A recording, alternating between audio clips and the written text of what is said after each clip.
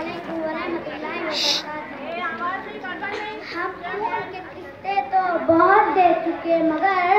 ہم خون کے قسطے تو بہت دے چکے مگر اے خاکے وطن قرض ادا کیوں نہیں ہوتا؟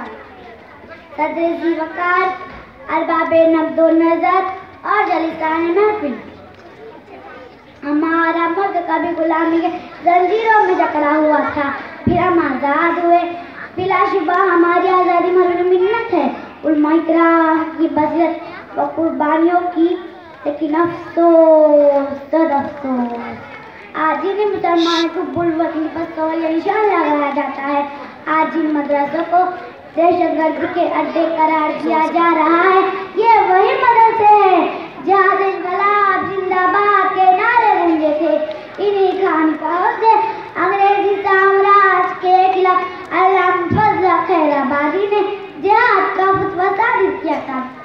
عزیزان وطن، 1790 کی جنگ آزادی سے لے کر 1921 کی تحریک خلافت تک یہ وہی علماء کرام ہیں جنہیں کبھی غدر تو کبھی بغاوت کے نام پر کچلا گیا۔ یہ وہی علماء کرام ہیں جن کی لاشیں دہلی سے لاہور تک سڑک کے دونوں کناروں پر درختوں سے لٹکائی گئی۔ یہ علماء حق ہی تو تھے جن کے خون سے شامتی کا میدان جنگ سرخ ہو گیا۔ دل سے نکلیں گی نہ مر کر وطن کی الفت، دل سے نکلیں گی نہ مر کر وطن کی الفت، میری مٹی سے خوشبوئے وطن آئیں گے۔ شریکان بزم یہ علماء کرام ہی تو تھے جنہوں نے انگریزی سامراج کے خلاف عوام کو بیدار کرنے کے لیے اردو صحبت کی داغ بیل ڈالی۔ صادق الاخبار اور دہلی کے اردو اخبار کے ایڈیٹر محمد باقر کو انگریزوں نے توپ کے دہانے پر رکھ کر سزائے موت دی۔ کوئی 45 اردو اخبارات تھے جن کی اشاعت مدرسوں کی 4 دیواریوں سے ہوا کرتی تھی۔ مولانا ابوالکلام آزاد نے اعلان اور ابلاغ کے ذریعے جو کلمہ جہاد کیا اسے کون بدنصیب نہیں جانتا۔ اس مادر وطن کی حفاظت کروں گا میں، اس مادر وطن کی حفاظت کروں گا میں، جب بھی بڑھے گا ظلم تو منصف بنوں گا میں، جب بھی بڑھے گا ظلم تو منصف بنوں گا میں۔ شاعر بھی اور سپاہی بھی دونوں سپوت ہے، وہ بندوق سے لڑیں گا قلم سے لڑوں گا میں۔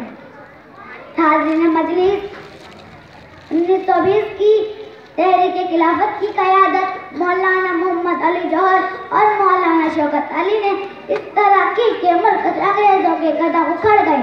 کالا پانی کی سخت سزائیں جھیلنے والے مولانا حسین احمد مدنی اور مولانا محمود الحسن جیسے سرما تھے۔ عزیزوں، انہیں بتاؤ کہ اسیران محلہ کون تھے؟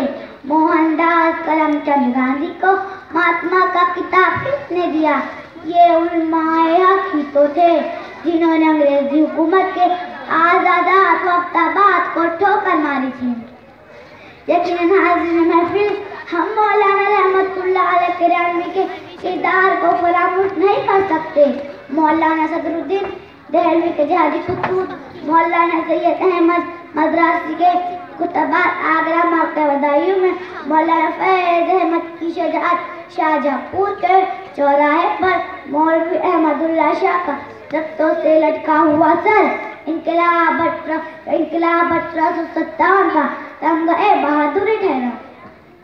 عزیزان وطن، میں سلام کرتی ہوں ممبر و محراب والوں، مسجد و خانقاہوں اور مدرسوں والوں کو جن کی بدولت یہ ملک آزاد ہوا۔